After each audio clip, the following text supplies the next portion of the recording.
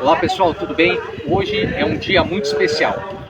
Uma ação voluntária aqui no Instituto Forja, que foi fornecida pelos pais e alunos do Ensino Fundamental 1 do Colégio do Bosque. Então nós gostaríamos de mostrar aqui a nossa gratidão, os nossos agradecimentos a essa ação maravilhosa e em nome do Colégio do Bosque, o professor Tiago, que também está organizando essa atividade. Estamos juntos, concretizando essa ação social na véspera da Páscoa. Isso para fomentar nos nossos alunos o sentido da caridade e do verdadeiro amor ao próximo.